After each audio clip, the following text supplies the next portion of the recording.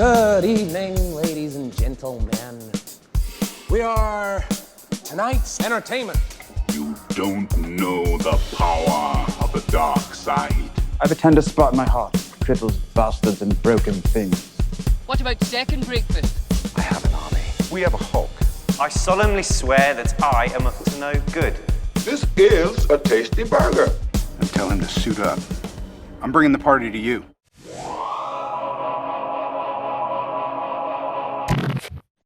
Hello, everyone, and welcome back to the Film Optics Podcast. And today we're going to be covering our Best of the Decade and Best of 2019 lists. My name is Christian, and I'm joined by Devin, as always, my co-host. How are you doing today, buddy? I'm doing swell. How are you?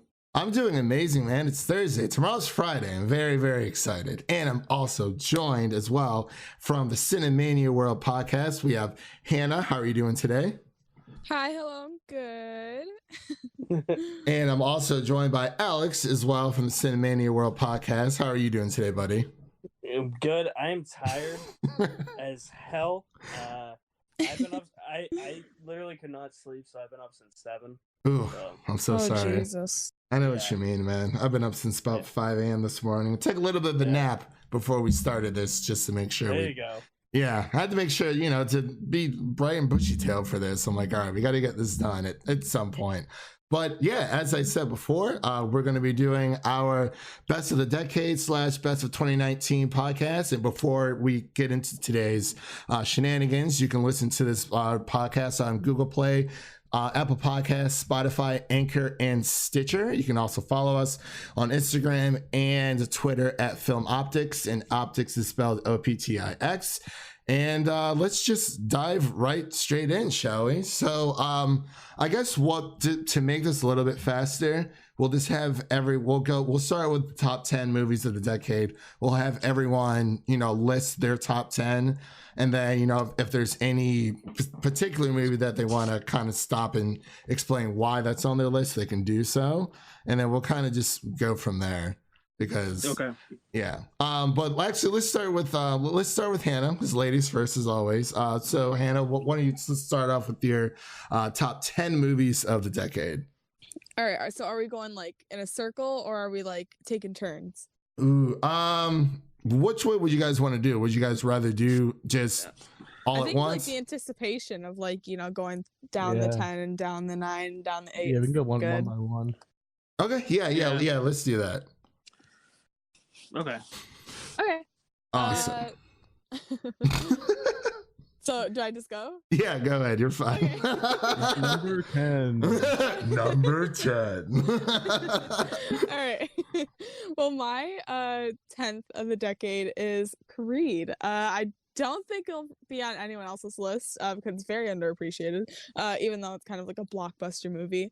I love Creed to like absolute pieces, and I think it's the best Rocky film. And I watch it too much, to say the least. I watch it so much. It's like ridiculous. Ryan Coogler, the god. Yeah, it has a great rewatchability factor, actually. So I watched it a whole lot, and yeah, it's one of the best of the decade for sure. 100%. Like, gets you pumped up every time you watch it. All right. Will Creed 2 be later on your list?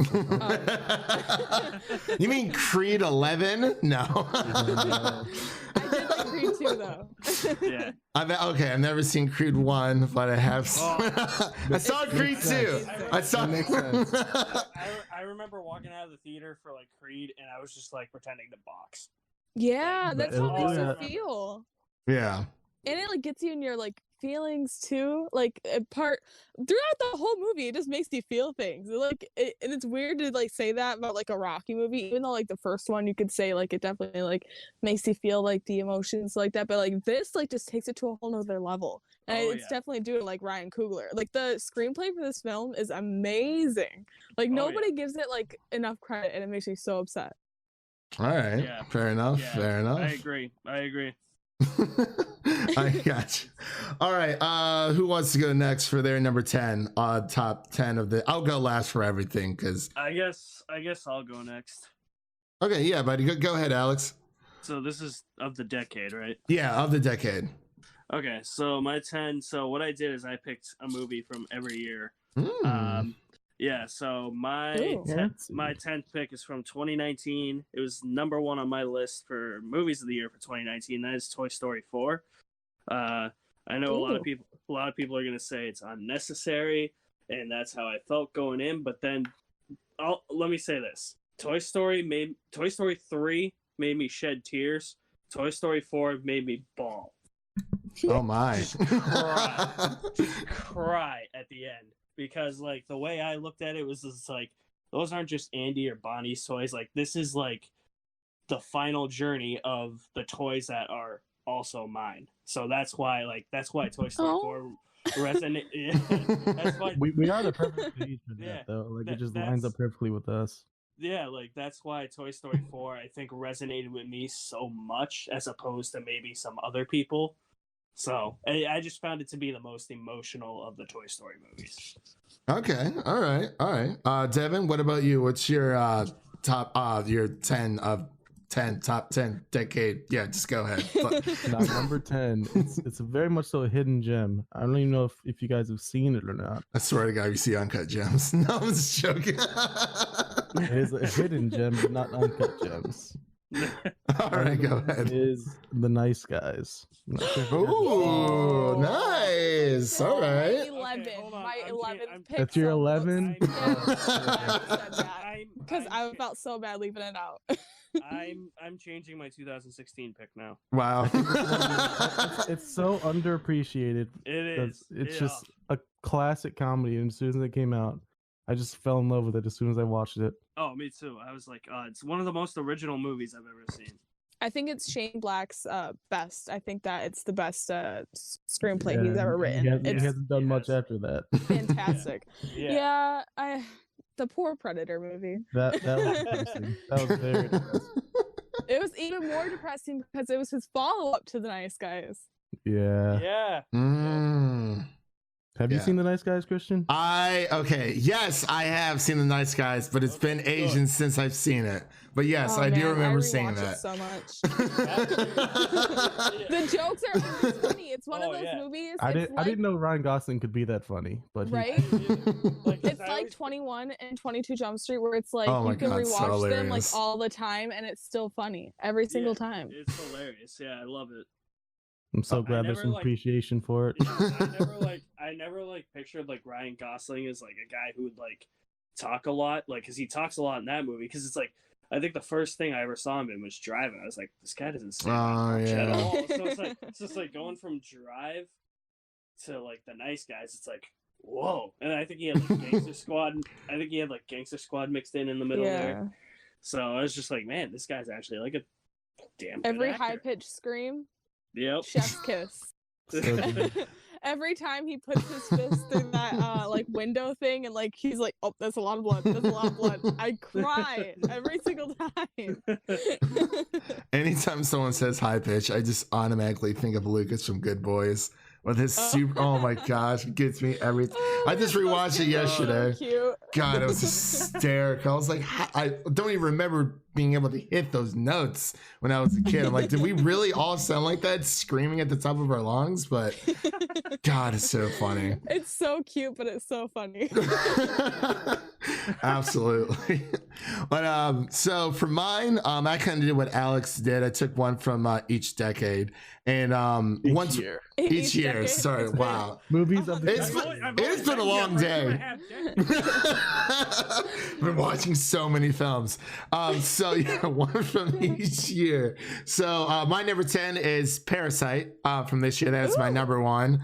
I didn't really know what to expect from this movie. Everyone just kept talking it up. But the hype just kept building. And it really did.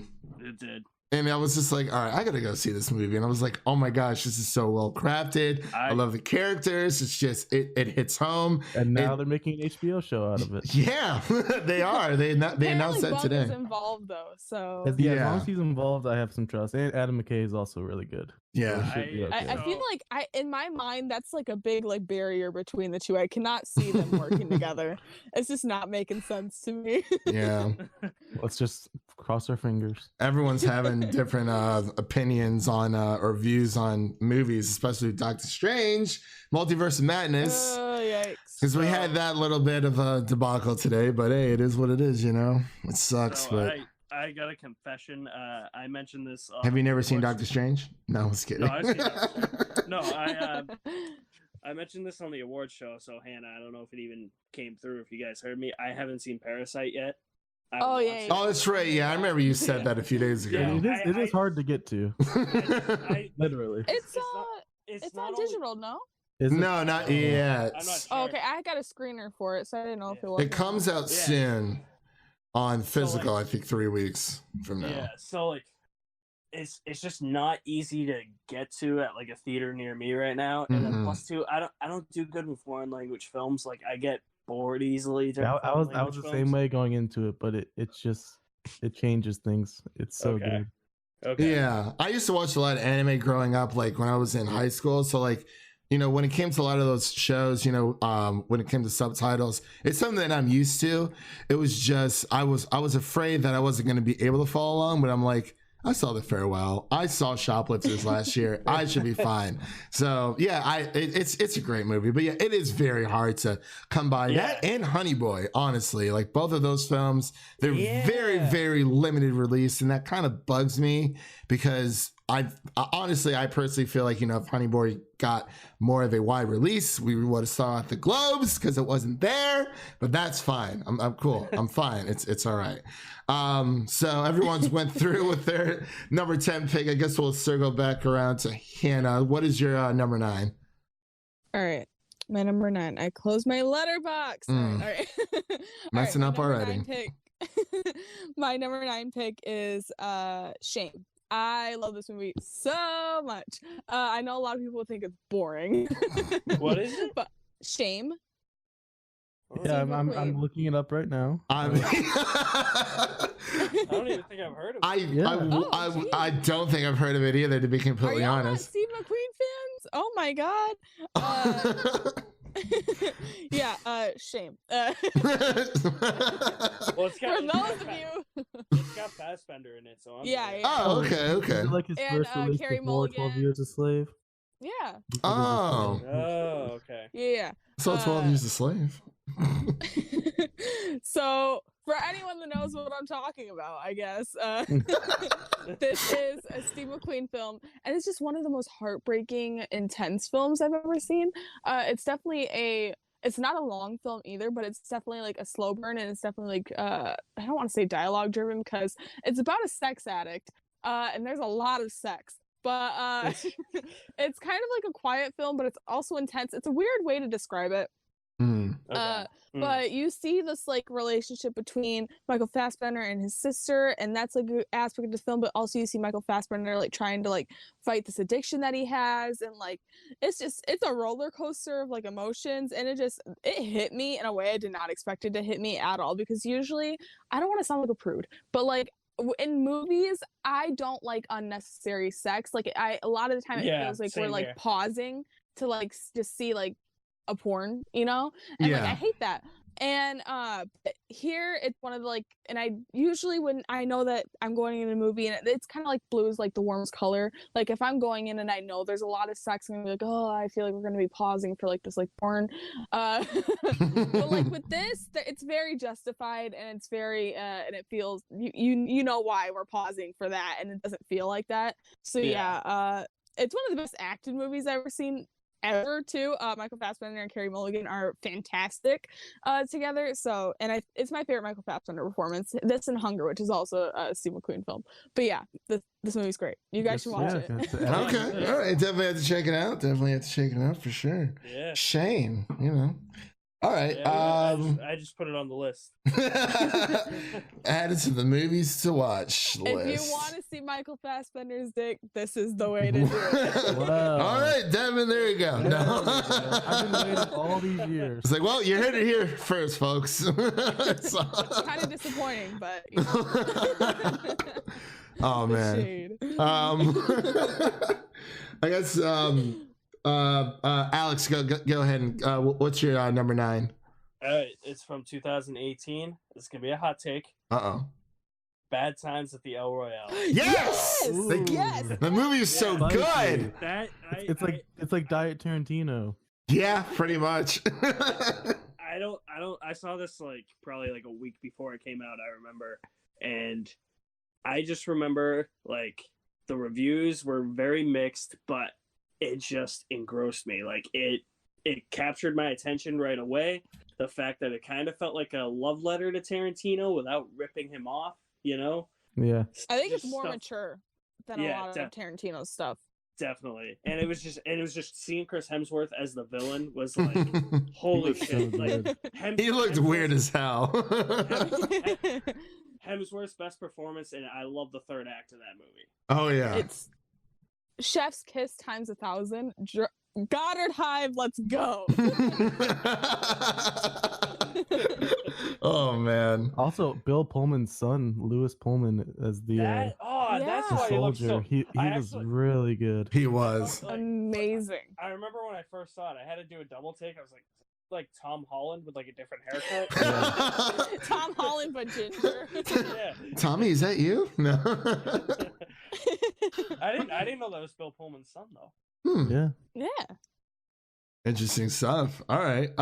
Devin, I'm so glad you picked that, by the way. Yeah, thank you. I actually am too, because I bought that, like, I think the day it came out, because I never got to see it in theaters, and I think it was like maybe $15 at Best Buy at the time. I was like, that's a steal, absolutely. And I watched it. I was like, yeah, this definitely, I fuck with it. So it's good stuff. I absolutely It's a really love it. gorgeous film too. The cinematography is It is. amazing, and the It production really is. design. Oh, Yeah, gorgeous. because I love how like every character has like that uniqueness to them too, you know? Mhm. That's what really captured my attention like right off the bat. yeah, I know what you mean. Yeah, because even with Cynthia Erivo was in, I was like, oh yeah, she was. Oh my God, she's so. She was great in that. Amazing. Yeah, she was. So I was like, oh, Her this is. and Jeff Bridges. Yeah, their So relationship, fantastic. very amazing, very spicy, I guess you could say. All right, Devin, what about you? What's your number 9? Number 9, I'm gonna keep flying under the radar a little bit. Oh God. I think I talked to you a little bit about it a couple weeks ago, but my number 9 is Boyhood. Oh, that's right. You did talk to me about 'Cause that. I got the DVD a couple weeks ago. It was only $1, which was Yeah, I think it was during Black Friday. Yeah. I was like, Devin, look at all these. Moonlight. Yeah, but I saw it during college. So it has like special place in my memory because I saw it with roommates. Nostalgia, and it's just the concept of filming a movie every year for 12 years. It's just insane. Yeah, that's insane, yeah. Yeah, I mean, the craft of it is amazing. I've never seen it, but See, it's fine. It's one of those films where it's like I want to see it, but it's like it's 2 hours and 45 minutes. It is a long It's- movie. It's Ooh, I'll watch it. justified, though. Is it? Yeah. Okay. As long as the movie's justified by, I'll definitely go Yeah. for that runtime. Not The Irishman though, which just kind of. I mean, watched it. Well, that's a bit of a difference. The Irishman is Yeah. 3 hours. yeah, and that is 45 true. minutes. Yeah. I was gonna go see it in theaters. I'm like, I can do it. I can sit in this theater for like 3.5 hours, and it came down to like an hour before, and I was like, no, I can't do this. So I was like, I'm just gonna wait for it to go on Netflix. I went to go see something else instead. I can't remember, but yeah, all right. Yeah, shout out to Richard Linklater. Yeah, yes, yeah, absolutely. All right. So my number 9 is Spider-Man Into the Spider-Verse. I mean, Ooh. honestly, it is the best I feel Spider-Man like it's movie gonna out come there. up later. Yeah. Yeah, absolutely. It is just I loved it, and like when it comes to Sony and Spider-Man, it's like, all right, what are you really giving us? And then I think everyone had such a low bar for this movie coming out, and I know a lot of people didn't really like it because of the animation style, but that's what I really liked about it to begin with. But it really does introduce Miles Morales into the film side of Spider-Man instead of just having Peter Parker all the time. I mean, Miles has been around since like I think it's like early 2010, 2011 is when he was created. So it's really nice that he's getting his time in the spotlight. But it just sends a great message, and I just love it all the same. It's just amazing, amazing movie. Yeah. Yeah, and it's funny. It's it really hits home, and it's what a Spider-Man movie should be. As much as I do love Tom Holland, it's just it really does hit a little bit farther home for me as well. But no, I agree. Yeah, same here. It's definitely one of the better animated movies I've seen in the last few years. Yeah, I think it was created by the same duo. Yeah, Lord and Miller. Yeah, did oh my gosh, was it Lego Movie Part 1 and 2? Was it? Lego Movie. They did Cloudy with a Chance Meatballs, 2122 Jump Street. Yeah. But they did not direct the movie. Phil Lord was a writer, and then Chris Miller was a producer.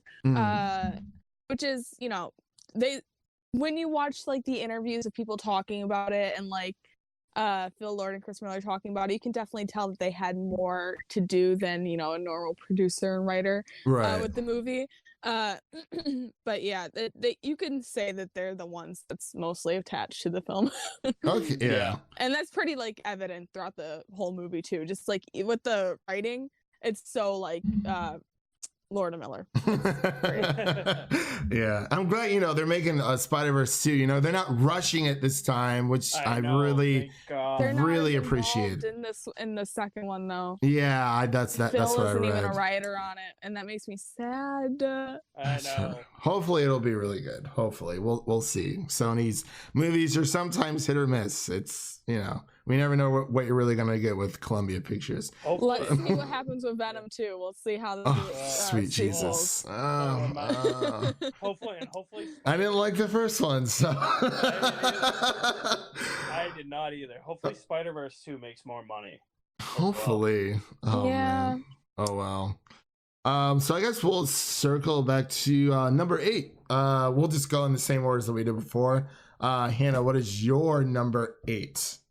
All right. Not as confident that you guys will have seen this one since you guys didn't see Shame. It's a movie.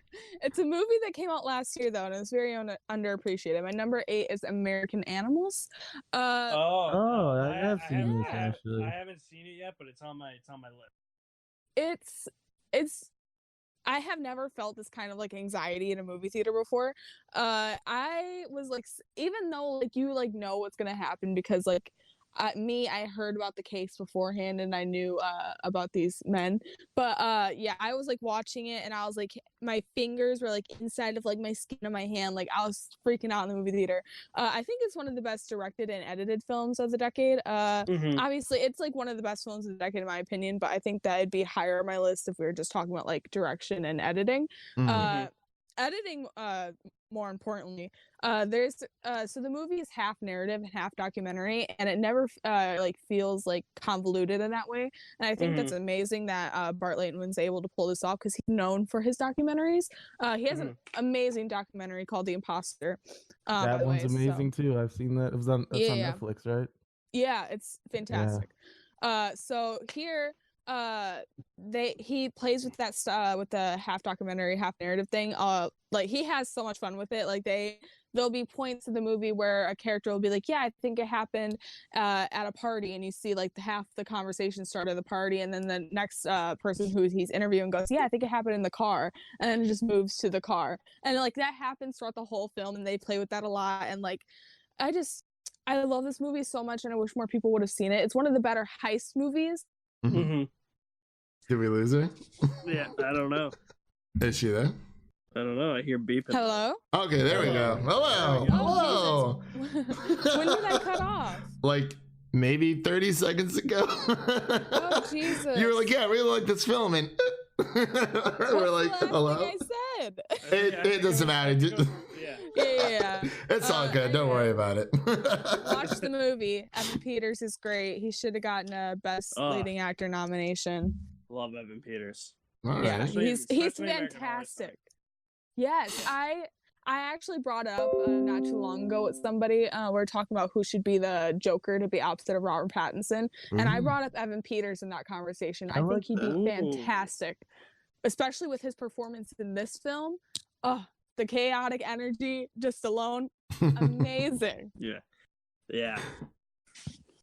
All right, So yeah, all right. watch American Animals. American Animals. Okay. So Fantastic Mr. Fox coming to no, I was joking. All right, Alex, what is your number 8? Logan.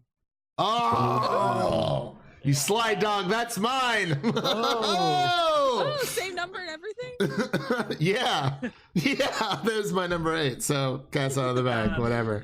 Yeah, this is definitely like what I wanted from a Wolverine movie from the start. Yes, they should have been rated R from the start. Like I've seen people like recently say it's like gratuitously violent, but I'm like, what the hell do you expect? Like, It doesn't get violent until like the last act, though. Exactly. Like it's a more grounded X-Men. It's part of the X-Men film series. I'm saying X-Men film, even though it's technically not an X-Men film. It's just a Wolverine film. right. But in the X-Men series itself, it's more grounded. It's more character driven. I love how brutal it gets at times too.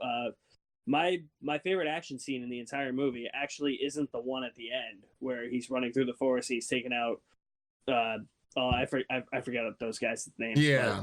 Yeah. It's actually the one where the Reavers go to get Laura at like their hideout there near like the railroad. Yeah. And then like she just comes out, tosses the guy's severed head, and then all of a sudden she just starts killing people, and Wolverine's like, holy shit. And then he stabs somebody and the music just comes in and I'm like, perfect. That's all I needed.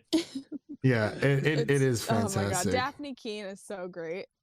Yeah, she really is. She really is. It's by far like my favorite of the X-Men series. I agree. There's been a few duds in there that can just that can just go away, but I mean, it's still X-Men, so I still love it all the same. It's so weird when you compare the quality of like X-Men Origin, like just like all 3 Wolverine movies, just like how like the quality just I don't want to think about that.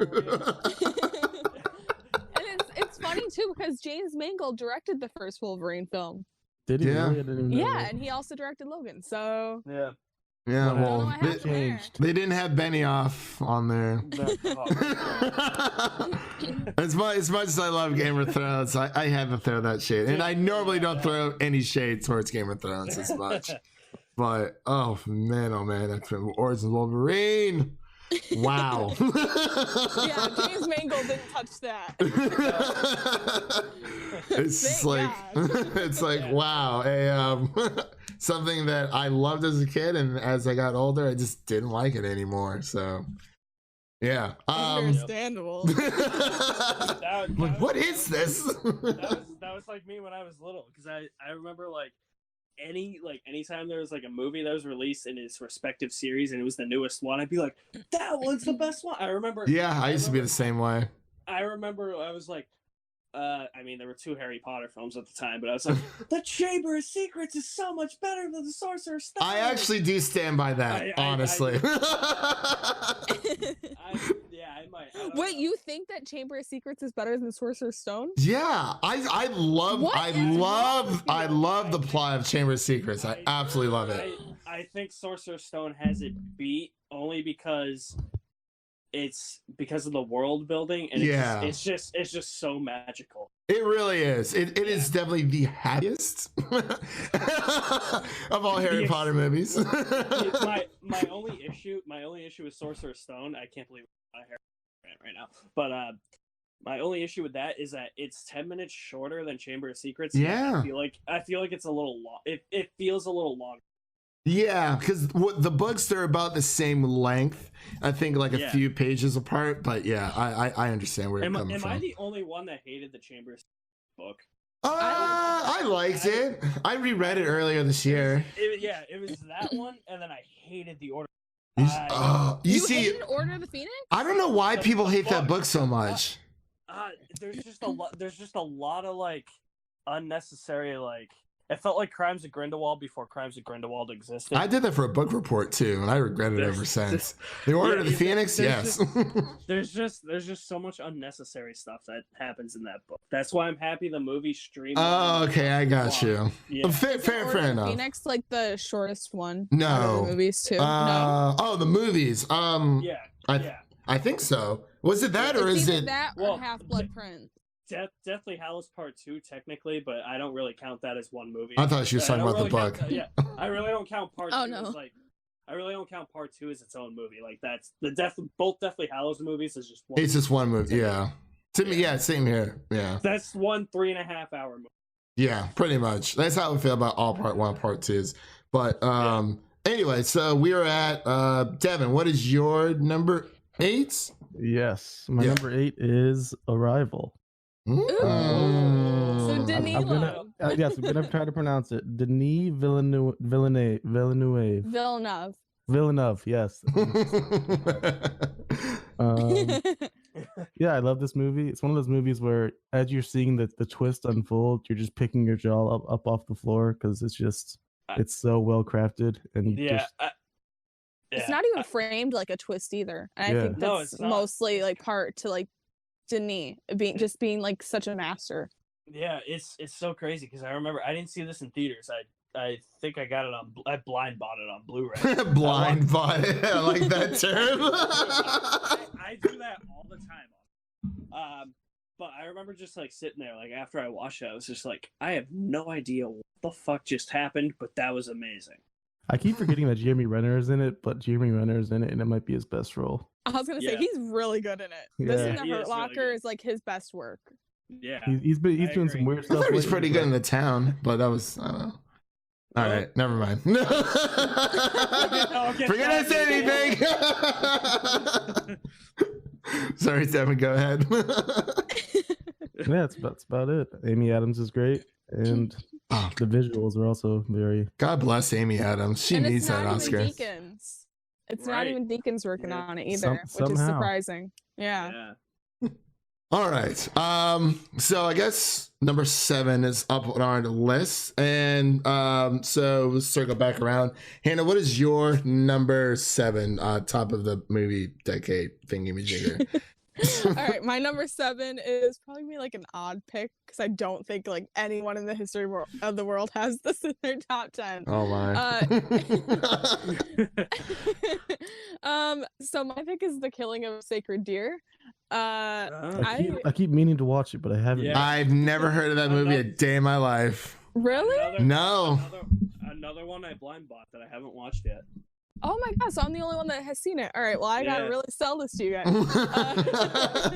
She's like, all right, let's go. Well, elevator pitch. This is Yorgos Lanthimos. He directed The Favorite and The Lobster, and I think this is his best work, even though a lot of people think it's his weakest, but he's definitely known for a certain style of his like writing and his direction, and I don't think it always works. And I think in The Lobster he was definitely finding his footing. And I think Dogtooth also. There's moments in both of those films where it just kind of feels a little bit off and doesn't feel like it's like all the way realized through the film. But here I think that it's very fully realized, and he kind of like left it alone with The Favorite because The Favorite is definitely his most accessible.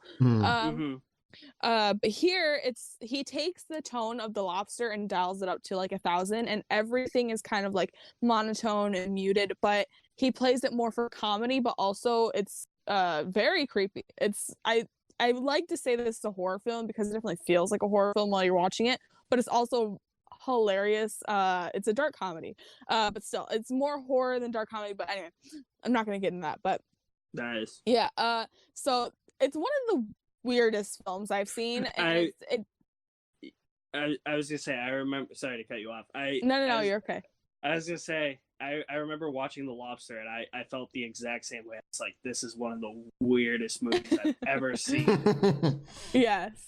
Yeah, so it's one of the weirdest films I've seen, but it doesn't feel that way while you're watching it, because it feel like the way he like plays this, like the tone that he has and the way that he's writing these things, it's all played very straight, so it doesn't feel like that in the moment. But after after you're done watching the film, you're like, oh my fucking god, what did I just experience? And it's one of those films where it's like tension building throughout the whole film. And once it hit that climax, you're just sitting there like with your like jaw on the floor and you're just on the edge of your seat. It has one of my favorite third acts of the decade. It'd be higher up on this list if we were just talking about third acts. Colin Farrell and Barry Keoghan are fantastic in this movie. This is what kind of got me on the Barry Keoghan hype train. This, American Animals, and now he's in Eternals. Future Eternal, yeah, I'm so excited. This kid excites me so much just because like the range of his work. And he's like chef's kiss. Dunkirk too. He was great in that, even though he wasn't in it for a whole lot. But yeah, if you guys like Yorgos Lanthimos, you guys should definitely watch this movie. I think it's the best of his movies, and it will leave you thinking about it for years. Decades. Trying to unpack this film. It's crazy. All right, yeah. I actually, the favorite is one of my favorites of last year, so I'll definitely have to check that out. I still have to check out Lobster as well. Don't go into it thinking, oh no, not at all. Favorite. Right. Yeah. Oh yeah, I'll definitely have to check that bad boy out. All right, Alex, what is your number 7? Yeah. Yep. From 2016, there are actually 2 movies that are tied, and 2 that we've already talked about. The Nice Guys and Arrival. I can't decide between those 2. Nice. Yeah. Okay. We're on the same page there. Yep. Yeah. Once you said The Nice Guys, I was like, oh shit, The Nice Guys. I can't. Literally us on the Cinemania World page trying to figure out what.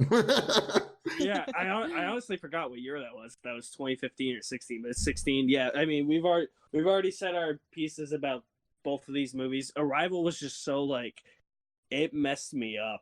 Like I was just like, what the hell? You just didn't know a movie could be like that. Like right, and then it's just like the aliens are just like I haven't seen it in a while, so I'm trying to remember. It's like we've been here like all along or something. It's like, what? Like.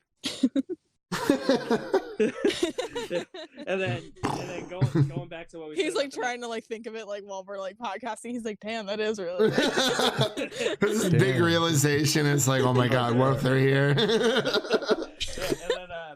then the Nice Guys we already talked about too, but I mean, again, one of the most original movies I've seen probably within the last decade. I think this is right up there for Shane Black with Lethal Weapon, which is actually my favorite movie ever. Yeah, surprisingly. Yeah, I think that and Lethal Weapon are his 2 best, and I just love the comedy in The Nice Guys. It's hilarious. I love the story. I love the direction. That movie it's so goddamn fun. All right, fair enough. Definitely, I'll have to check it out. No, I'm just kidding. I've seen Arrival. It's been a while though. So Devin, what about you? What is your number 7? Oh, nice rhyme. All right, it's time. Oh, there you go. I didn't even realize. So my number 7 is definitely my most basic bro pick of them all. Easily. Oh Lord, it's Wolf of Wall Street. Yes, yes. So for me, like someone in their mid-20s, it's kind of like their introduction to Scorsese in a way, because obviously you weren't old enough for the classics that he had. Yeah, I guess Shutter Island, but Taxi Driver maybe. Shutter Island was all right. Yeah. But yeah, I love Wolf of Wall Street when it came out. It was really long, but that was a movie when I watched it in theaters. It never felt like it was 3 hours. Never does. It felt more like 2.5, maybe 2:45, but feeling like saying that it feels like 2:45. I think it's pushing it. Yeah. It feels more like 2.5.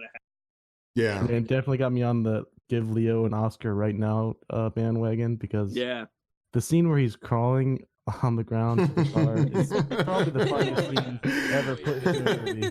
I can roll. Better than that. It's one of the funniest things you'll ever see. So, yeah.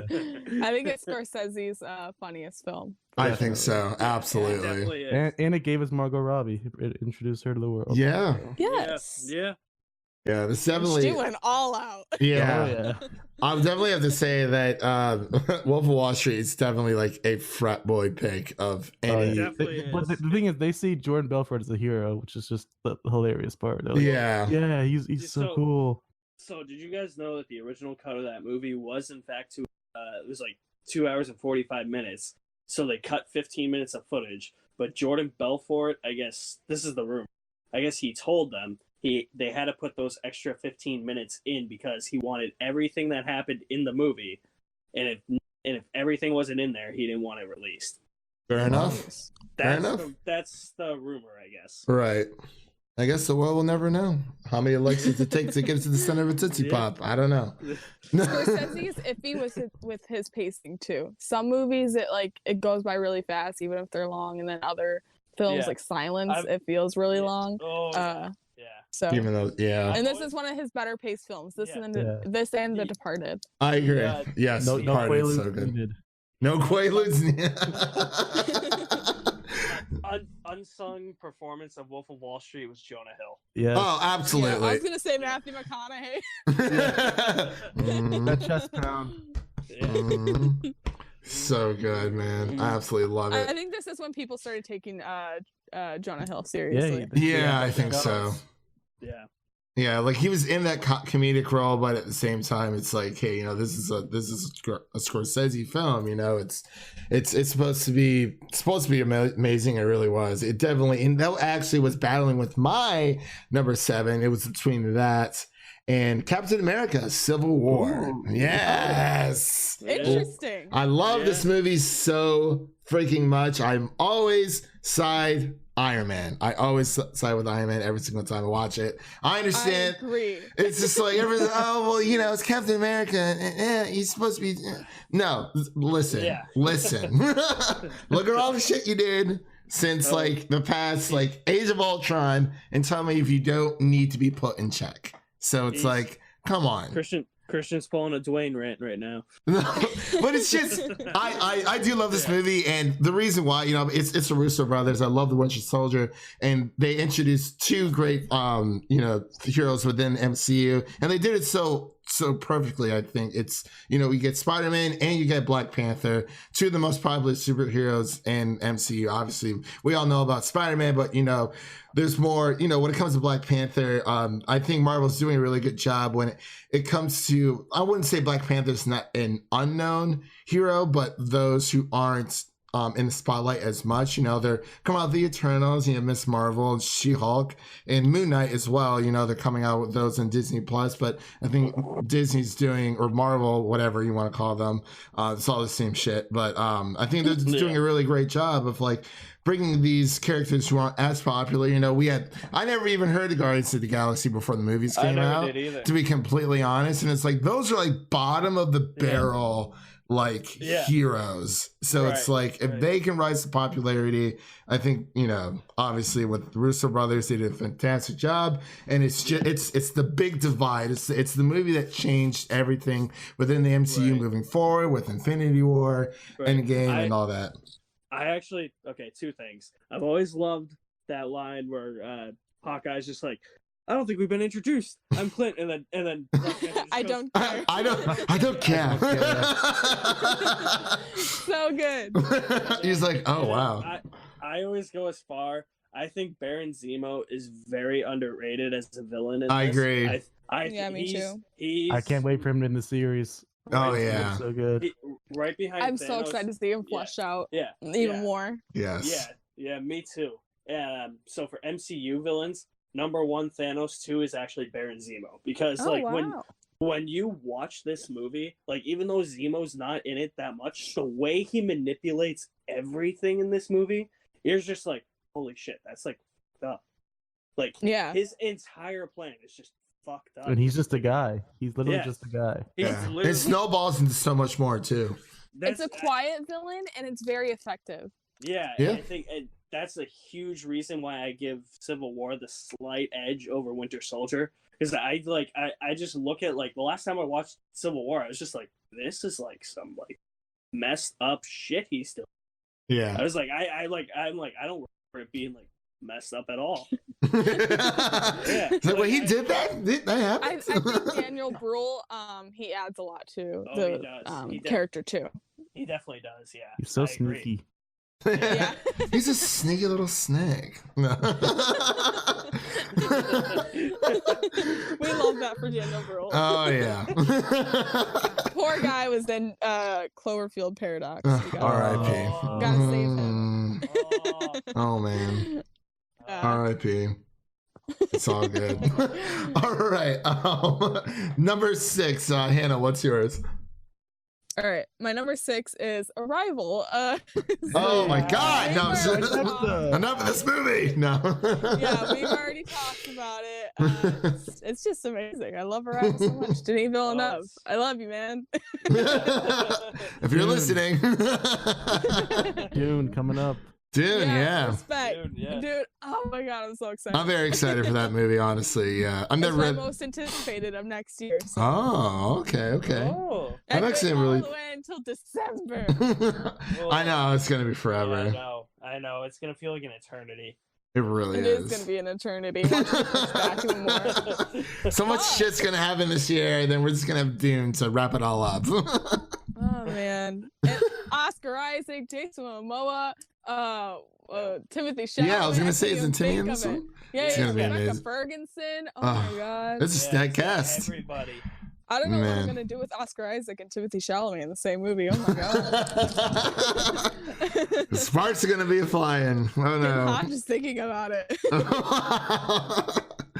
Oh my gosh. All right. Alex, what is your number 6? From 2015, Star Wars Episode 7.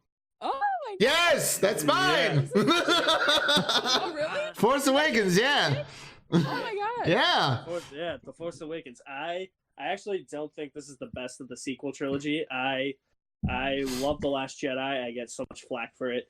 But The Force Awakens, like, this reinvigorated Star Wars for me. Like, it actually made me, like, as somebody who grew up with the prequels, honestly, like, downright hated Phantom Menace and Attack of the Clones. Yes. And as movies, I do not like those movies, but like this is the movie that gave me a deeper appreciation for them as Star Wars movies, and that I could actually accept them as Star Wars movies. I just love all the new characters in this movie. I love the utilization of all the original characters in this. Goat. Yep. Rey is the goat. Yeah. She Yes. definitely is. She definitely is. I'm with you on that. I love the utilization of all the original characters like Han, Leia. I mean, Luke's 20-second cameo. You know how much money you got paid for that cameo? It's like, we need you to stand here. I remember he's like, I remember Mark Hamill did like an interview. He's like, yeah, they had me work out just stand in front of the camera for like 10 seconds. It's like, hey, those are a very important 10 seconds. God bless you, Mark. Like, I mean, considering where the trilogy went now, like looking back on it, it's like definitely like this introduced us to the character of Rey. Rey is by far the best character in the new trilogy. I think. Yes. Yeah. Next to Kylo. Well, I would hope so. She's the main character. So, I'm really digging the BB-8 vibe. He's more of the unsung hero of the whole thing, really. But like that's the whole thing with it. Like it just brought back like that feel that felt absent to me from Star Wars. I agree. A while. Yeah. Like, and just like all the new characters that were introduced were really good. They all had this mysticism yet like wittiness to them too. Like all these unanswered questions that may or may not have gotten answered in the interview, but a good question for another time. God damn it, boss! but I mean I understand where people say that it is similar to the Force Awakens. I don't understand the argument that it's that Force Awakens, A New Hope. But I don't understand the argument that people say it's a remake of A New Hope. Here's the thing with The Force Awakens. You had to make it similar to the original trilogy to win those fans that were lost when the prequels came out back. Okay, yeah, I see what you're saying. That's my whole thing. Because it's like everybody hated the prequels, so it's like, oh, well, they love the original. We got to make it similar to the trilogy to win those people back, basically. Yeah. And I I agree. don't think it's all that similar to A New Hope anyway. I really don't. There's like a few small things, but it's really not. The biggest thing is Starkiller Base. That's easily the weakest aspect of the movie for me. is Starkiller Base, because it's just basically the Death Star, and then they take it Yeah. out the same way they take out the Death Star. Like, all right, JJ, that's too much of the Death Star, but I mean, it is what it is. Like, I'm not gonna like be like, oh, it's a new hope, like, oh, another Death Star.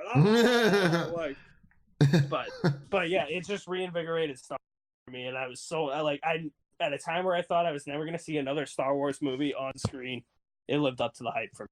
Yeah, I would definitely agree with you there, man. I loved it. It's the moment I fell in love with Daisy Ridley, like quite literally, because I think she's absolutely gorgeous. And I was like, who is this woman? And I was like, oh, this is like her first like feature film. I'm like, wow. And it's like, I remember someone had posted a tweet that there was this like one picture of Daisy Ridley. It's just like a headshot, and they're like, you know, if you were old enough to remember, this is the only picture of Daisy Ridley on the internet before, you know, her rise to fame. It's like you're one of the OGs. And I'm like, I've never seen that picture before, but yeah, I mean, I know she's definitely looking currently unemployed, but I know she said in an interview that she wants to, you know, keep doing this for a living. I'm like, well, I hope so, because you were amazing. So I hope she definitely picks up some work here pretty soon. Mm-hmm. She had a movie with Tom Holland that just got that's never getting released. It just like got thrown away. So strange. Oh man. Rip. Wait, is that the one where Tom Holland's supposed to be the bank robber? Is it? No, that's his Cherry, newest one. which is getting released. It's the Russo Brothers new film, but that was shot in Cleveland. Oh, okay. Yes, Walking was what it was called. It kind of like an Uncharted like ripoff. Well, I mean, he's also supposed to be in Uncharted, but they just lost their 6 fucking directors. So that Uncharted movie has never happened. It's no, I'm like just drop it. But then again, if New Mutants can come out, it's very true. Who wants to watch Mark Wahlberg as Sully? Like, hey man, look, I'm Sully. I'm a treasure hunter. Hey, look at the gold over there. Go get that gold quick now. Too bad. I thought Tom Holland was a great choice for Nathan Drake. I really did. Yeah. Or him or Nathan Fillion would have been amazing. Yeah. Nathan But Fillion would have been great. Stephen Lang as Sully. Yes. Love it. But you know, when it comes to video game movies, they generally just don't really perform. But hey, I mean, Detective Pikachu did pretty well until I have a soft spot for the Prince of Persia movie. Okay, it's that's an interesting one. That's very interesting. I don't think that movie is good, but every time I watch it, I have so much fun with it. It's one of those movies that's more entertaining than it is like actually like good in like quality. Yeah, that's how I feel about Spider-Man 3, honestly. Yeah. Like it's not a good movie, but hey, I'll still watch it. It's okay to watch like bad movies. Like it is what it is. What is, you know. Let's see. Devin, what is your number 6? Number 6, Django Unchained. Ooh, there we go. Nice. I'm not sure if this is a hot take, but I think this is my favorite Tarantino movie. Ooh. It's my second favorite. It's my Second? favorite. Okay. Yeah, okay, there we go. So it's not too hot. I think, oh man, Kill Bill 1 was so fucking good. It's tough. I was never a fan of the Kill Bill movies. Really? Yeah, I always thought that like the second one I love, but like the first one I think I saw it at too young of an age where it's just like too over the top for me. Yeah, my mom showed it to me when I was like 8. Yeah. Oh yeah, my mom introduced me to a lot of movies when I was younger. Yeah, me too. Like, and I'm saying it was too over. I probably saw it when I was 9. I mean, I'm saying it was too over the top then, but yet I saw Saving Private Ryan when I was 5. So. I went from Lion King to Kill Bill, so no. It's like, oh my god, this person's eye is missing out of their socket. What's going on? It's like, oh, I guess this is what live action, you know, like real people movies look like. Tintin ruined your childhood. Oh my gosh. The D is silent. The D is, yeah. So yeah, Dev, did you want to touch on that anymore, or? I'll add something actually. All right. The reason I love Django the most out of Tarantino's movies is because it's the one that's actually like straightforward. Because I feel like sometimes when Tarantino breaks up his movies into chapters, the movie tends to feel a little longer. So like this one, like Hateful Eight. Yeah. Oh yeah. But I love that movie. Not shit can't talk Hateful Eight. I love Hateful Eight so I much. love It's so good.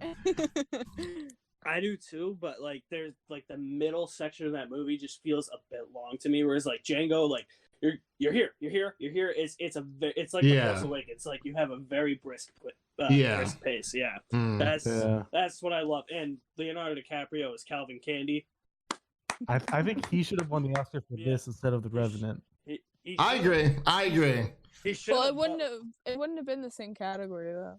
Yeah. Oh, that's very true. Yes, that's true. Yeah.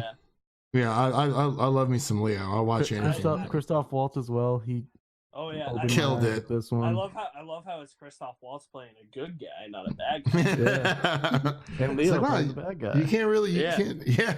And Jamie Foxx kills it too. It's funny. This is the long list of movies that Will Smith turned down for some reason that could have been good. Right. Never would have understood that. Instead, we got Gemini Man.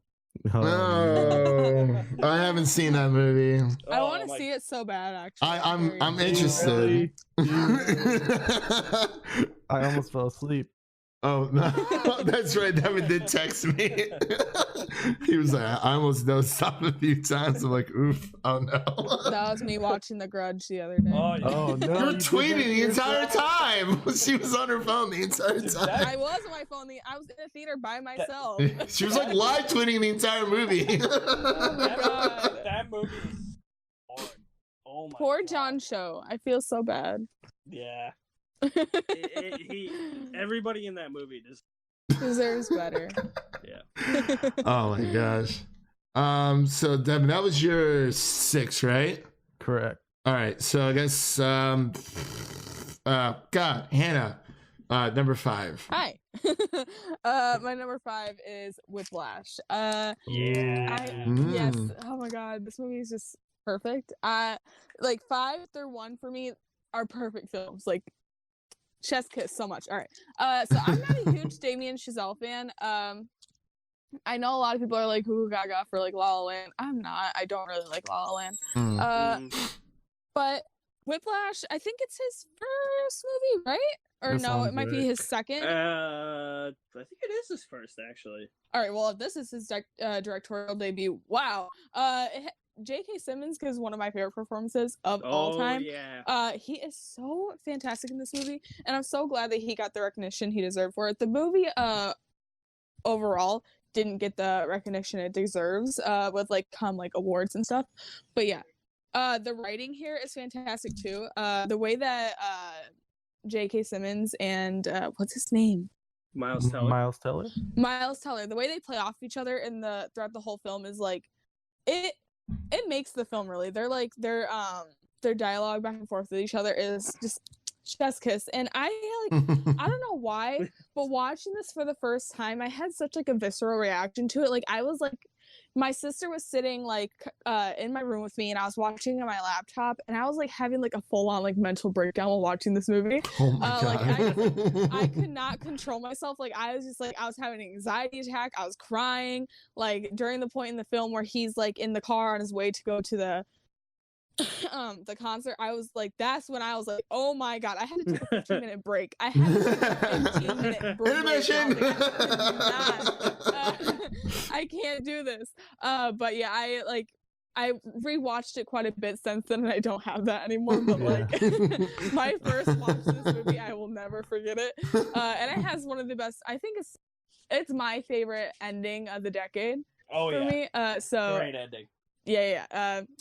The editing is great it's like, too. Yeah. The topic itself doesn't seem that interesting, but he makes it like so intense and so crazy the whole time. Like jazz drummer. Not my tempo. Dude, whenever I like try to be like, hey, let's watch this movie, and like my friends are like, what's it about? And I'm like, it's about like, I always bring this movie up to them, but none of them ever want to watch it. I'm like, yeah, it's about like jazz drumming, and they're like, what? And I'm like, yeah. Like, no. You heard me. That's right. Did I stutter? And you're gonna like it. All right. Alex, well, what about you? What's your number 5? 2014. This is the movie that was the Joker movie before Joker came out, and then Nightcrawler.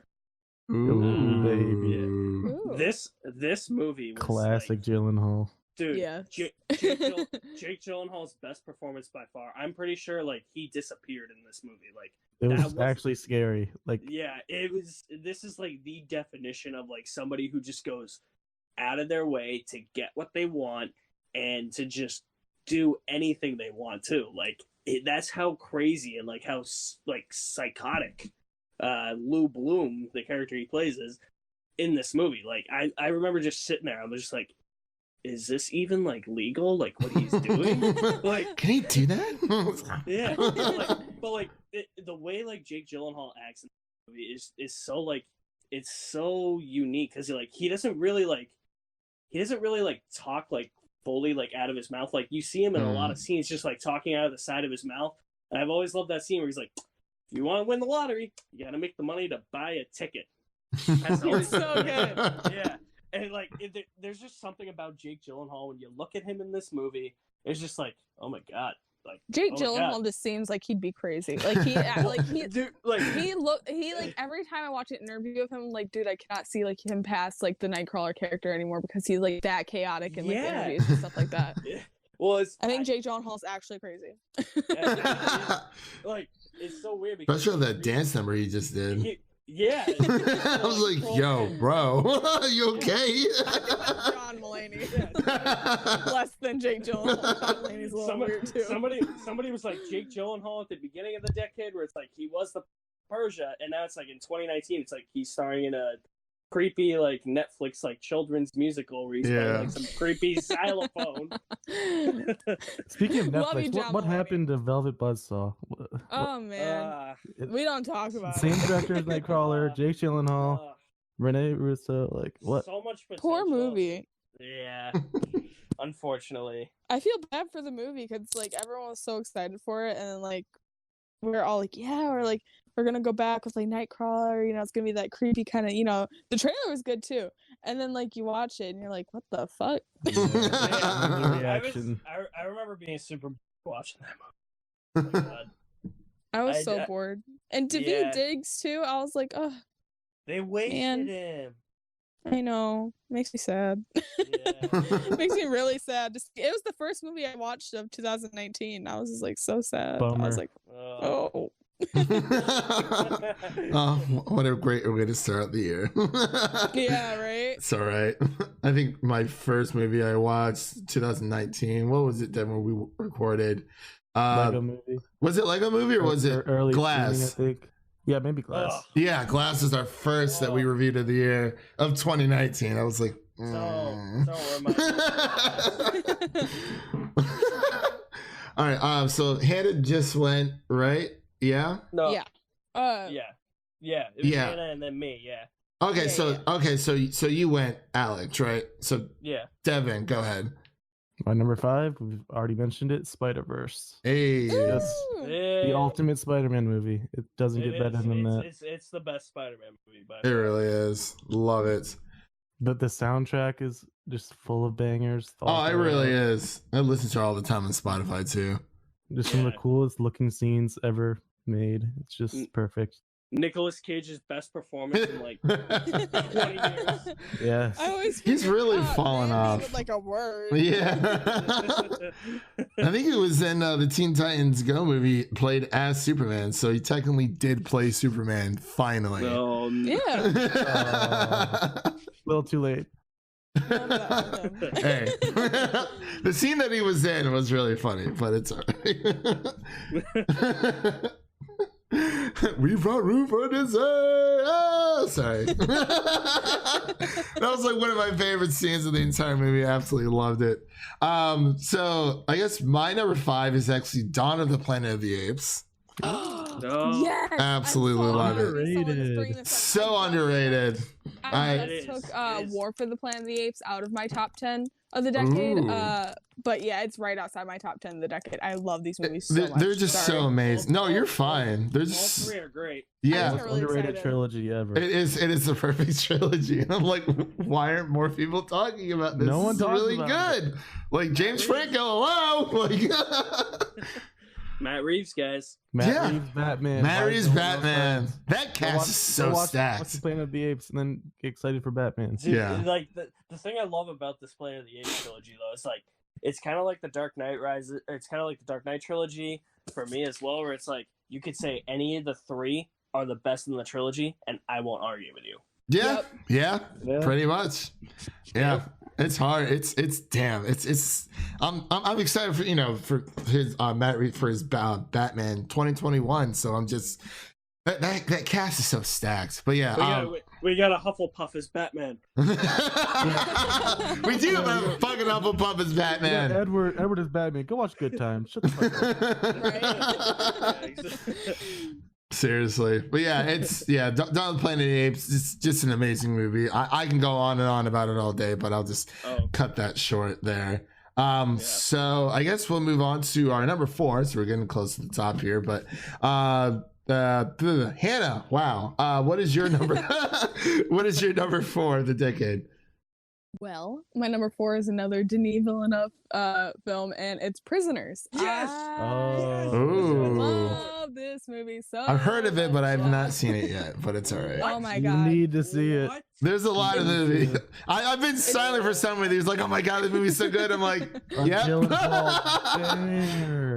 It's Denis. I haven't seen Nightcrawler either, but like I've seen bits and parts of. I know. You're not a real Gyllenhaal fan. I know. I never said I was. No. I've only seen a handful of movies. It's okay. Wait, everyone's like, oh my god, Nightcrawler. I'm like, Right. So if you hear me being silent, it's like, yeah, he hasn't seen it yet. I'm out. I'm leaving. See ya. But yeah, sorry, Hannah, go ahead. I will never be able to like put in like to words like how much I love this film, why I love it so much, because it's a dour movie. It's one of those movies where it's like after you watch, you do not feel good. Like you're depressed after you watch the movie. It's very dour and it's very sad. But I watch it so much. I don't know why, but it's one of those. It's a thriller that like you're gonna want to watch over and over again. It's like Zodiac for me in a way where it's like it's dour and it's like it brings you down a little bit when you're watching it, but you can't stop watching it. It's so well written too. Yes, chef's kiss. Oh my god, so good. I was like, did we lose Hannah again? No. No. Jake Gyllenhaal and Hugh Jackman are fantastic in this movie. Hugh Jackman not getting nominated for this is Highway just Highway one robbery. of the biggest snubs of the decade, hands down.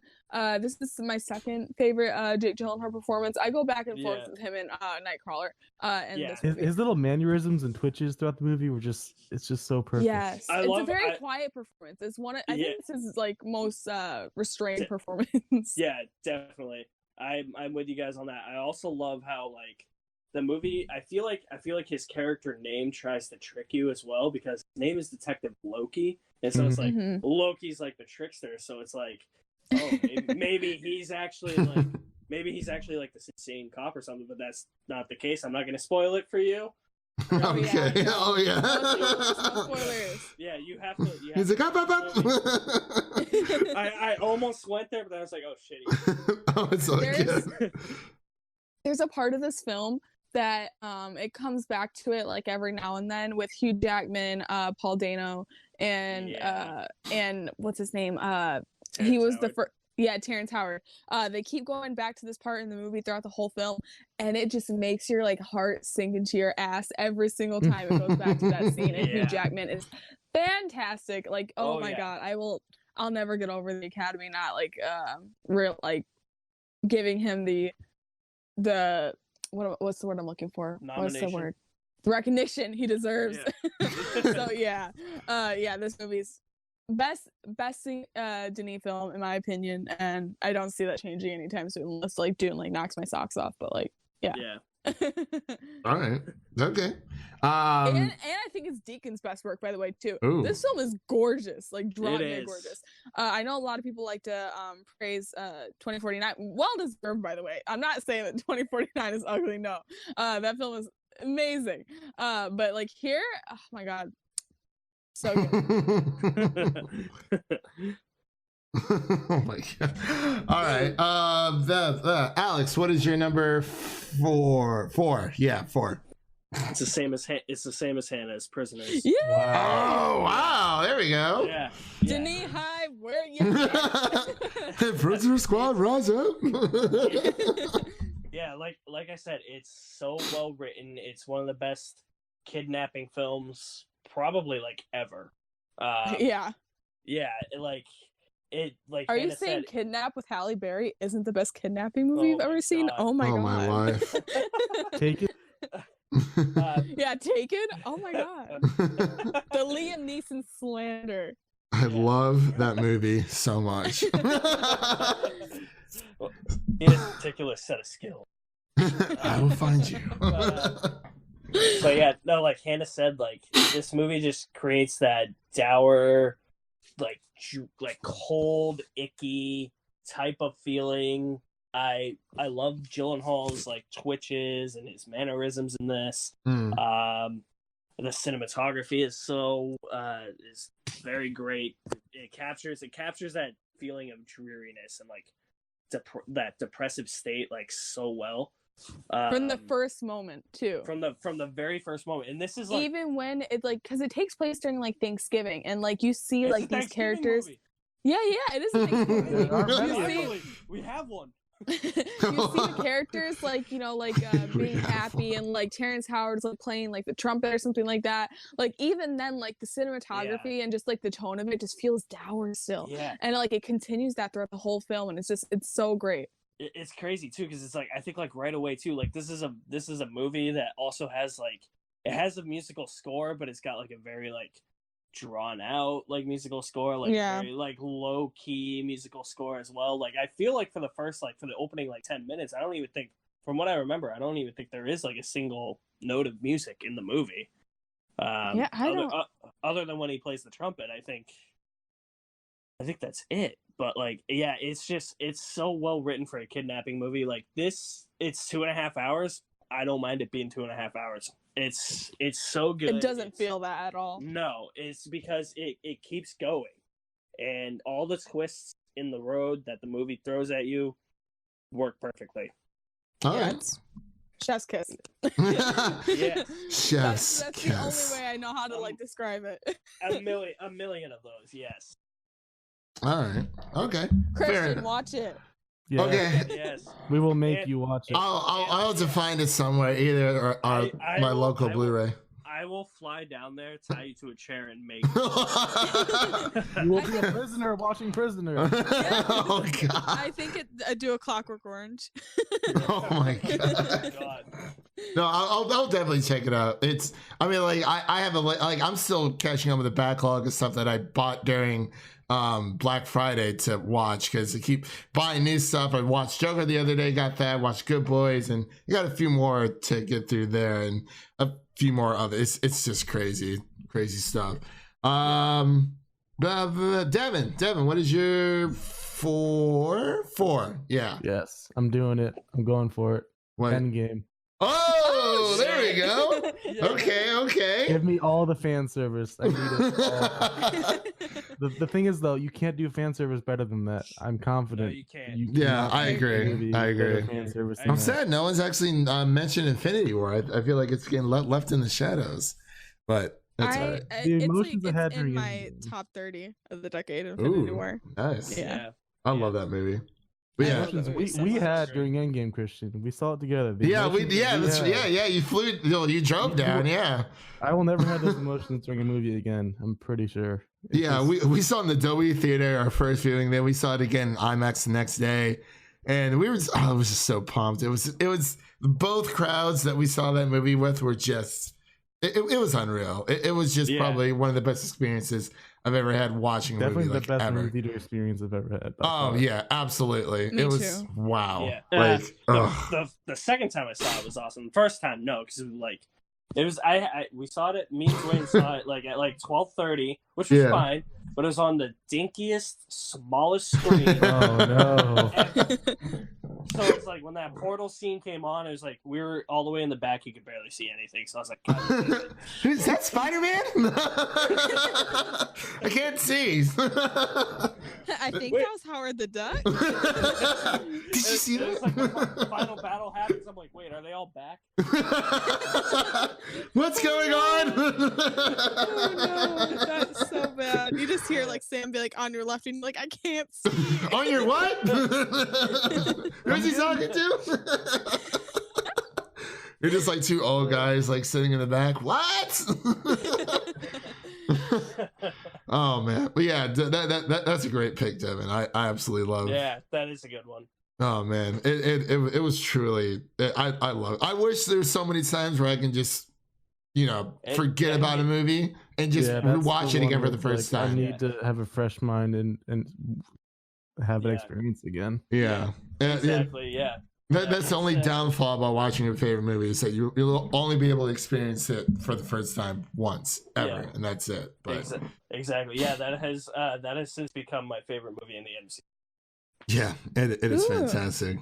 So I guess for my number 4 is actually Django Unchained. Yeah, nice. I love it. It's just I love Quentin Tarantino. My mom introduced me to him when I was 8, 9 years old. Interesting decision, but I guess it paid off. Yeah. But yeah, we already touched on this movie, but yeah, that is my number 4, Django. Fancy pants. I don't want to shake. Don't ask me and Ma for nothing. He's like, I can't see. What's the point? The point is to be nice to see. It's like, oh my gosh, I love it. What are you talking about, Steven? He know that poop. It's great. Oh my gosh. But yes, so let's go to number 3. We're in the top 3 now. Hannah, what's your number 3 of the decade? First, I want to say I feel bad because I'm the only one without a comic book movie in my list. I think everyone has had one so far, and I don't have any. Well, yours is a film list. Ours is a movie list. Yeah. She's like, oh, you like Marvel movies. Film amusement parks is your list. Oh, Marty. So, my number 3 is, I don't know, maybe you guys have seen this movie because you guys have been letting me down. Short Term 12. I was just about to say that, and I saw it earlier this year. I saw it and I loved it. Absolutely loved it. Loved it.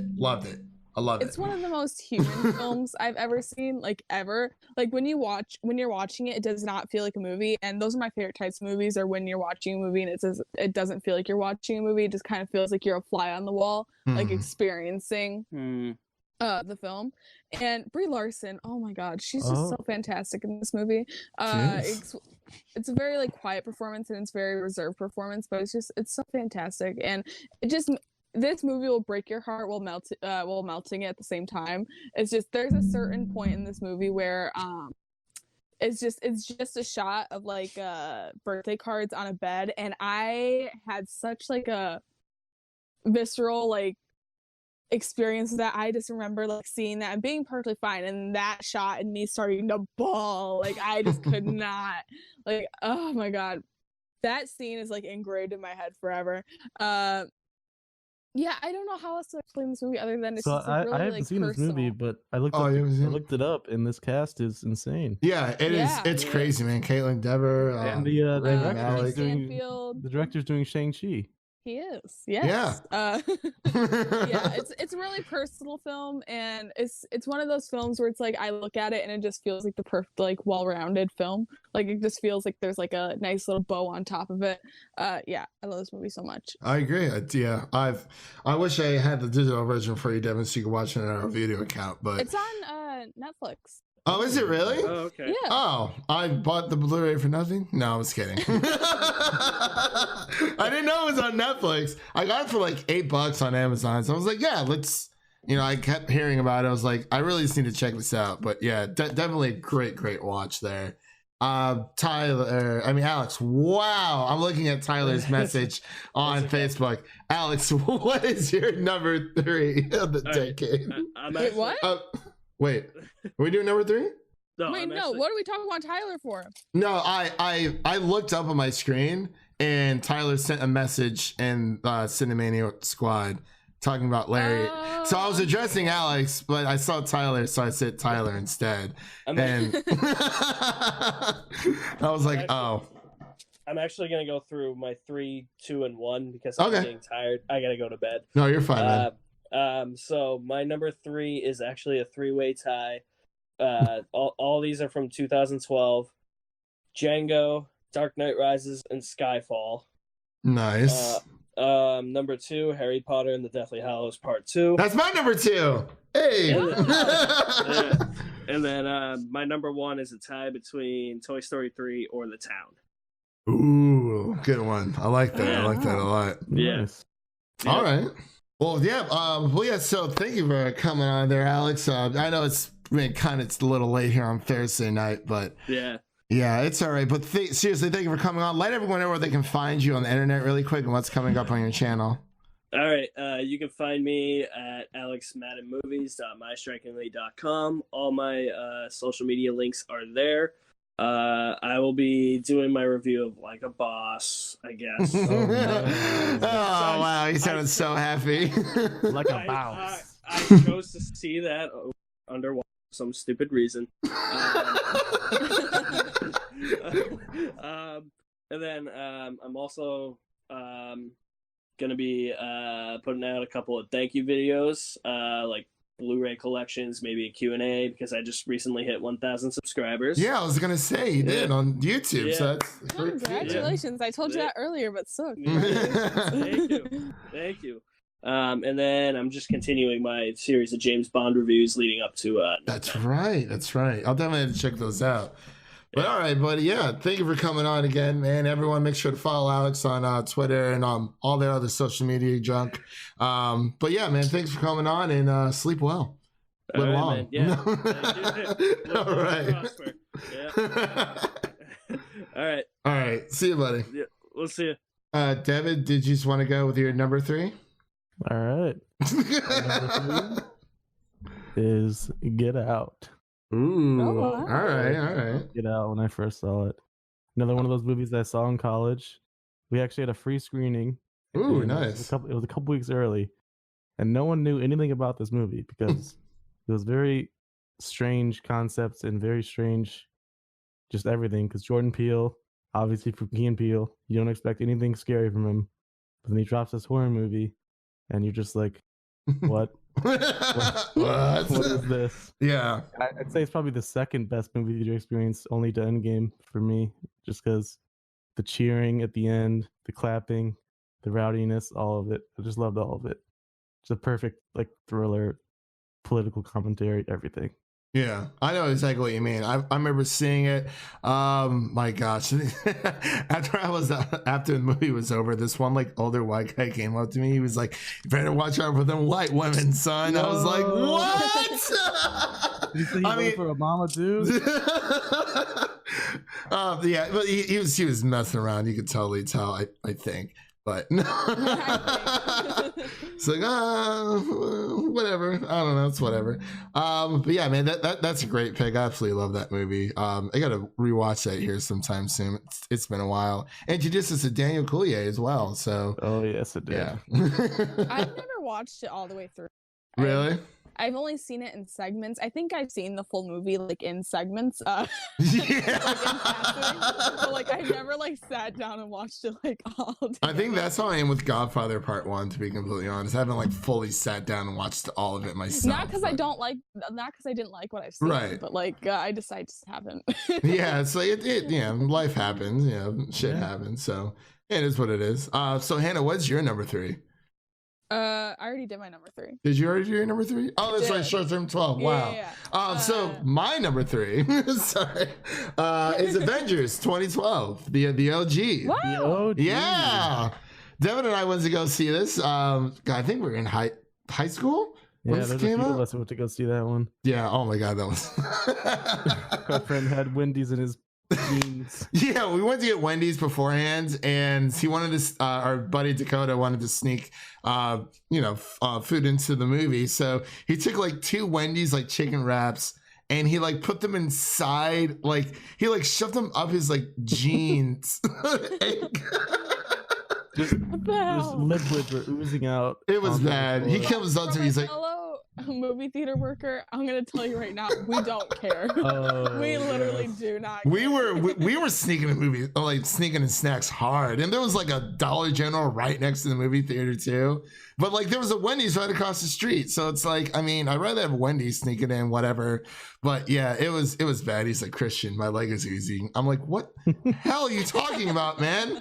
Like, you better clean that up before someone notices. There's this weird like started yet. You're already oozing. Come on. Yeah, seriously. If you do bring like extra snacks to a movie theater, though, do not leave them in the theater. I fucking hate that. You gotta clean up these Slim Jims. In there one time. Wait, what? Sonic wrappers? There's like Subway wrappers. Oh, wow, Subway. Oh my gosh, that's a new one. And I found like a full like empty bottle of like Jack Daniels after Rambo. Yeah. Nice. I mean, I'll probably have to drink it to get through that movie too. Subway didn't add Astra. Okay. I mean, that's more of a, laid back. Eat your dinner, get your nice little steak or whiskey, sit down, watch some Dad Brad Astra. Yeah. There for you. Oh man, that movie's so boring. Yeah, it was good, but it's like, okay, like, yeah, it went on way too long. Like, it looks great. I loved Brad Pitt in it, and that was about it. I'm like, so he went all the way out there for nothing, but it's fine. Sorry it's fine. To my friend Ash. I know he loves that movie. But. It's alright. Yeah, one of my friends, Jacob from Music City Drive, and he like absolutely loves that movie, and I'm just like, why? He's like, it's a masterpiece. I'm like, how? But so Hannah, what is your number 2 of the decade? My number 2 is Black Swan. This movie, man, I remember watching it. Okay, I have a story. Oh, you're fine. I'm a dancer, right? And when I was younger, I saw this on demand on my TV. It was for free on demand, okay? And I was like 10. I had to have been like 10 or 11. And I started watching it because I knew that it was about a ballerina, and that's all I knew. And I started watching it, and oh my God. I'm only halfway through, I realized I should not be watching this. And then years later, I ended up rewatching it. And this movie's just such a great, like, mind fuck, honestly.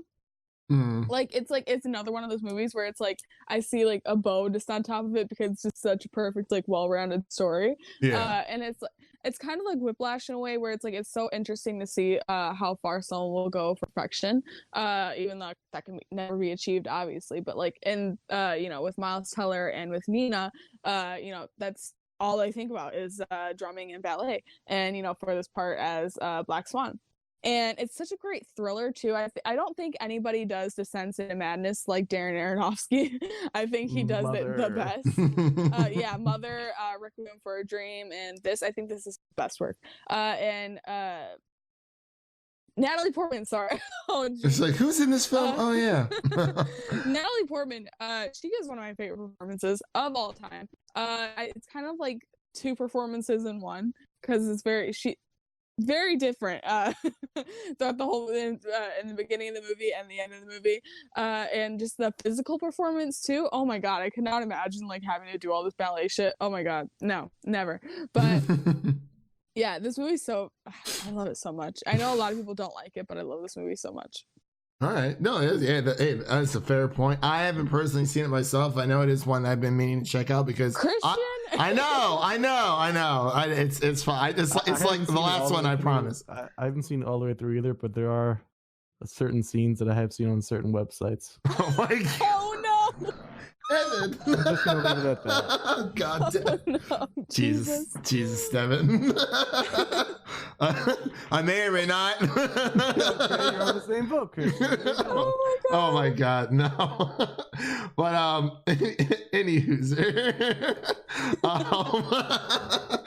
Devin, what is your number 2? My number 2 is Whiplash. We've already talked about it a lot. So yeah, just gonna leave it at that. It's such a near perfect movie. All right. Well, my number 2 is Harry Potter: Deathly Hallows Part 2.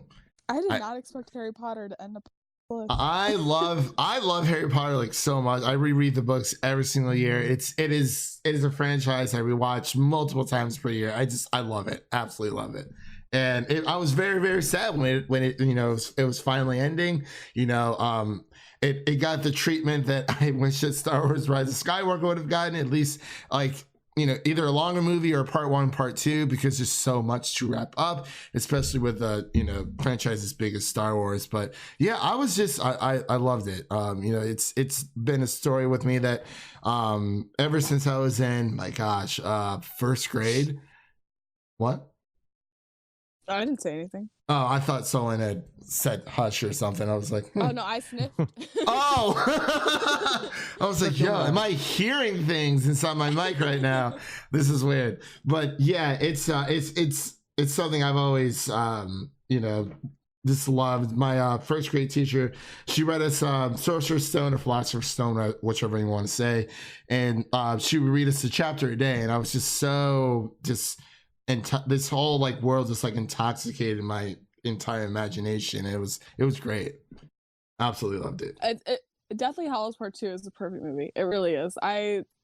It's like the embodiment of how to end a franchise to me. Yeah, and which is very, very hard to do, people are very, judgmental when it comes to these endings. I mean, Endgame was a perfect ending, I think, as well, but it is very hard to wrap up a huge franchise like this, and to have everyone just talking about it years later. Here I am, 2020, still talking about it. So so all right, so Devin, so we all gave our number 2, so I guess we'll do our number 1s. Hannah, what is your number 1 of the decade? Anyone that knows me, this isn't going to be a big surprise. I have the movie tattooed. Call Me by Your Name. Oh yes, that peach. Yes, the peach. Oh Lord. I've never watched a movie that just feels so human and personal to me. Not in a way where it's like I can relate all that much to the film, because I'm not like a teen like the 80s struggling with my sexuality. But like even then, it's like it's like the embodiment of a film where it just feels like you're like a fly on the wall watching these two people fall in love, because it's a romance film, but it's not a romance film in the way where it's like you think of like, oh, we have to break up at some point in the movie for conflict, that kind of stuff. Because that never happens. You genuinely just see two people fall in love. And it never feels forced, or like it never feels like generic. It always just feels so real, and you feel like you're in this relationship with them, because that's how like involved it is. And you really fall in love with these two characters too, while they're falling in love with each other.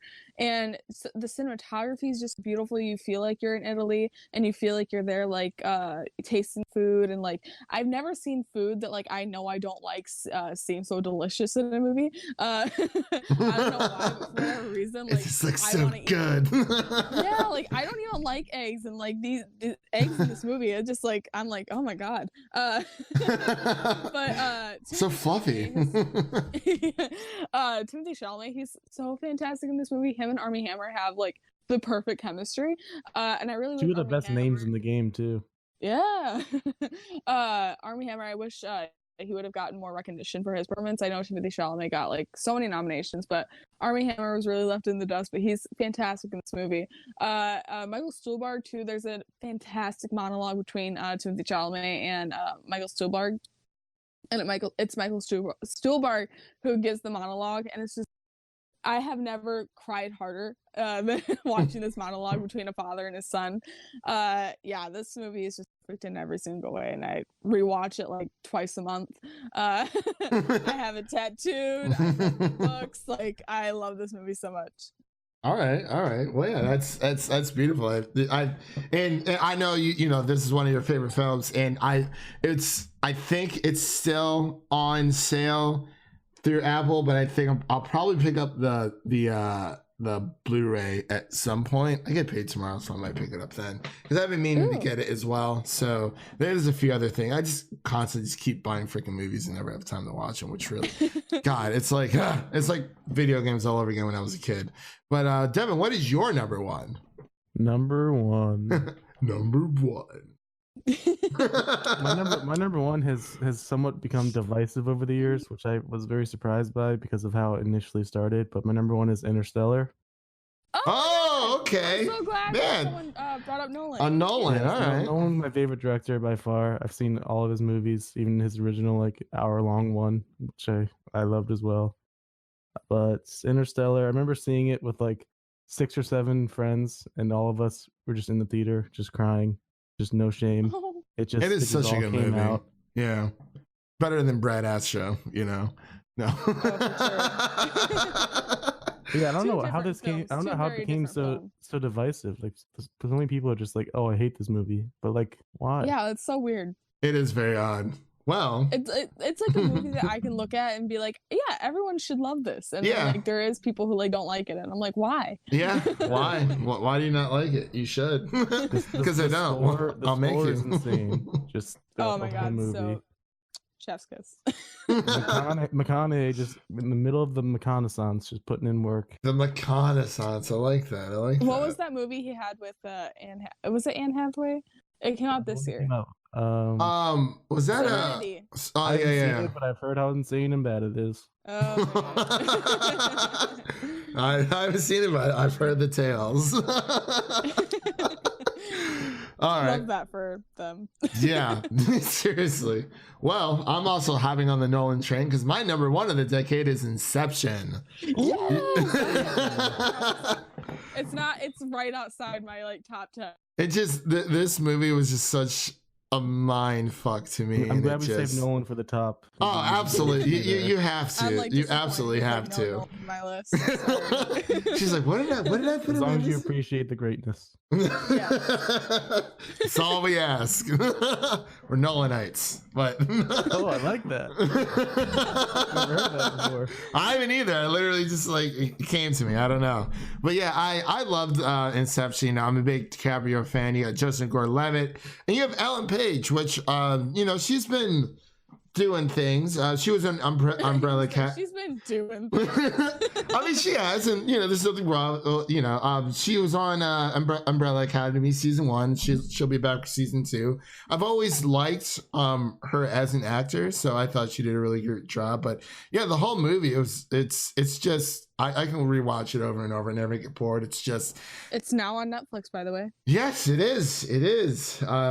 So if you haven't watched it out there, anyone listening, definitely check it out. Definitely check out any of the movies that we mentioned throughout. Get ready for Tenet. Yeah, seriously, get ready for Tenet. That's my second most anticipated film of the year. Yeah. I'm so excited for Tenet. I love John David Washington. He was great in so The Black Klansman. Absolutely loved him. I think that was one of my favorite movies of 2018.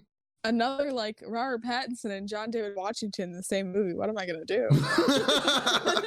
What's happening? Oh man. The year of 2020. It's all about the doubles, man. It's all there's a lot of star powers, or all these big films coming out, and what else is in store for us, we really don't know. But so I wanted to ask you, did you guys want to ramble off your top 10 movies of the year, or did you guys want to end it? I know it was getting kind of late, so I just wanted to see what you guys were feeling. We can like go through like the top 10 like real fast and just not go in order like we were doing like before. Okay, yeah. That's like we can just go down our list. yeah, that's totally fine. Did you want to start that off with the top 10 movies of the year? Yeah. All right. So my number 10 is Knives Out. My number 9 is Jojo Rabbit. My number 8 is Paddleton. Watch Paddleton. It's on Netflix. Oh my god, nobody freaking watched it. It makes me so mad. Ford v Ferrari is my number 7. My number 6 is Spider-Man Far From Home. My number 5 is Marriage Story. My number 4 is Parasite. My number 3 is The Lighthouse. My number 2 is Little Women. And my number 1 is It Chapter 2. Oh my god. No, I was kidding. She had to throw it in there. She's like, It Chapter 2, just letting you guys all know. I know. I did what I told you I was gonna do. I went and rewatched Little Women, and then I went and rewatched It Chapter 2. I know. I was really hoping Little Women would fall through, but it's all right. It's fine. It's cool. It's number 2 spot, so that's totally cool with me. Devin, you want to ramble off your top 10 movies of the year really quick? Well, let's do it. All right, number 10, Marriage Story. Number 9, Ready or Not. Number 8, Joker. Number 7, Beautiful Day in the Neighborhood. And 6, we got John Wick 3, Parabellum. Gotta throw that prepare for war in there.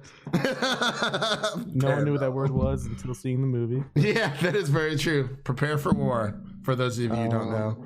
Number 5, Booksmart. Number 4, Endgame. Number 3, Knives Out. Number 2, Parasite. Number 1, Jojo Rabbit. Oh, nice. The Jojo Rabbit love. We love to see it. I need to rewatch that. Like that in a movie, I just like went numb when I saw her feet hanging in the air. I couldn't. That hit me so hard. Actually, like not like I did not think that was her. Like I was convincing myself that it wasn't. Like I was like, there's no way this fucking like fun movie just went to that right now. I almost fell out of my chair. Yeah, I could not believe it. I really couldn't. Such a great moment in the film too. The best moment in the film, by the way. Yeah, I think the vinyl record's coming out. Roman Griffin Davis is fantastic in that scene. Yeah, he really is. RG Yates throughout the entire movie was great too. His little random pop-ups. I gotta love it. I love how he has the Jojo throughout the whole thing. Yeah. He like climbs to like the ranks of the entire movie. It's great. It's great. I absolutely love it. But yeah, I'll give my top 10 movies of the year really quick. So my number 10 is Booksmart. Number 9 is Joker. Number 8 is Avengers Endgame. 7 is Knives Out. Number 6 is Once Upon a Time, ... in Hollywood. Number 5 is Jojo Rabbit. Number 4 is Little Women. Number 3 is Marriage Story. Number 2 is Honey Boy. And number 1 is Parasite. Yeah. Absolutely loved it. Absolutely loved it. Yeah. Yes, Bong Hive. But since there are other categories, I'm assuming probably just shouldn't get into those. But I did want to give our audience a little shout out because they did give a few of their top 5 movies of the year. No one really followed the instructions, but it's fine. They put in their top 5, so I'll just read off like maybe 2 or 3 lists of people who put theirs in. Well, one person put cats 5 times. Oh yeah, cats. We have another one of our audience members. Number 1 was Booksmart for them. Number 2 was One Cut of the Dead. Number 3 was Jojo Rabbit. 4 was Zombieland Double Tap, and 5 was Scary Stories in the Dark. And we have another one who said that sorry, I was reading their number 1. Number 5, Polar. I've never heard of. I think that was a Netflix movie. Was it? Possibly. I think so. Yeah, it's Nicholson, maybe. Okay. All right, cool. Maybe. So the second audience member there, number 4 was John Wick 3. Number 3 was Joker. Number 2 was Endgame. And number 1 was Backdoor Sluts 9. Oh my god. The Legend of the Brown Valley. I'm assuming that I think that's a South Park reference when they're like Backdoor Sluts 9. Backdoor Sluts 9. How do you know about? Yeah, it was some random episode. And I'll just do one more here really quick. I will do. All right, so this person, I'm assuming, well, they didn't really say top to bottom, but I'm just going to say that their number 5 is Irishman. Number 4 is Once Upon a Time in Hollywood. 3 is Endgame. 2 is Star Wars Rise of Skywalker. And number 1 is Joker. So we did have a few more in there, but I just wanted to ramble off a few from our audience responses. So thank you for our audience for chiming in on your top 5 favorite movies of the year. And since it is getting kind of late, I'm assuming we all want to go to bed at some point, obviously. So we'll just end it there. I think it was really successful. We had a really great time, going through our favorite of the decade, because that's mainly the stuff I kind of wanted to get into. I threw the other ones in there thinking that, maybe not, but either way, maybe we'll tackle those another time. We'll see. But I wanted to thank everyone for coming on.